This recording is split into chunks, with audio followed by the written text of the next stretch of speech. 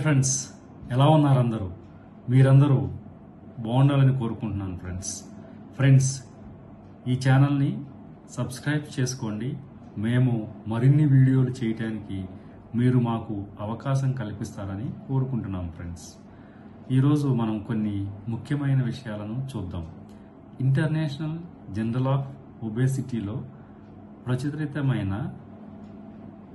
క్రోనో nutrition గురించి discuss చేద్దాం.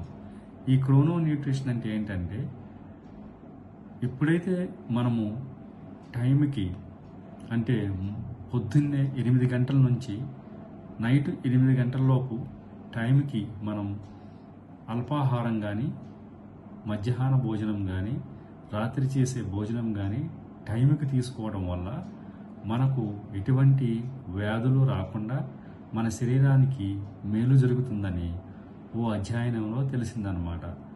So ఈ అధ్యయనంలో కొన్ని ఇంపార్టెంట్ విషయాలను ఇప్పుడు మనం డిస్కస్ చేసుకుందాం. స్పెయిన్లో జరిగిన ఈ పరిశోధనలో 420 మందిని తీసుకున్నారు. వారిలో కొంతమంది ఉబకాయం ఉన్నవాళ్ళు, ఉబకాయం లేని వారిని ఇద్దరిని తీసుకున్నారనమాట. తీసుకుని వారి మీద పరిశోధనలో తెలిసింది ఏంటంటే, వారిని 2 గ్రూపులుగా విడదీశారనమాట. విడదీసి అందరికీ ఒకే రకమైన క్యాలరీలు ఉన్న ఆహారం ఇచ్చారు. వ్యాయామాలు, నిద్ర సమయం ఒకేలా ఉండేలా చేశారు. మధ్యాహ్నం 3 గంటల లోపు లంచ్ చేసిన వారు ఆ తర్వాత తిన్నవారి కంటే ఎక్కువ బరువు తగ్గారు. ఉదయం ఏమీ తినకుండా ఉండటం లేదా బాగా తక్కువ క్యాలరీలు తీసుకున్నవారు బరువు తగ్గలేదు. అలాగే దీనిలో కొన్ని ముఖ్యమైన విషయాలను వీళ్ళు చెప్పారనమాట.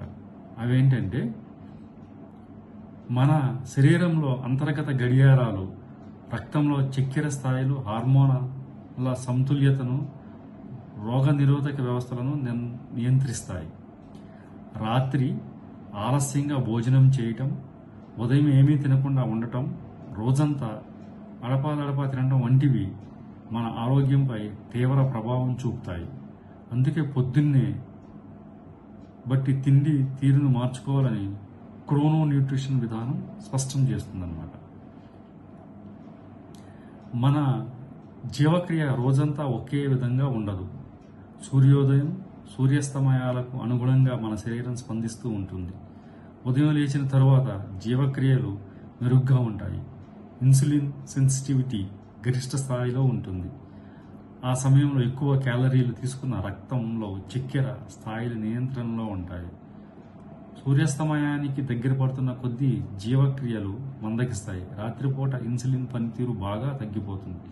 ఆ సమయంలో ఎక్కువ ఆహారాన్ని తింటే ఇన్సులిన్ సరిపోక రక్తంలో షుగర్ స్థాయిలు పెరుగుతాయి.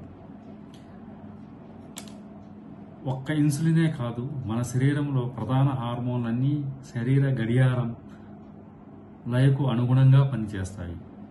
దాన్ని భంగపరిచినప్పుడు ఆరోగ్య సమస్యలు తలెత్తాయి. అధిక బరువు, ఐబీపీ, మధుమేహం వంటి వ్యాధులు వస్తాయి.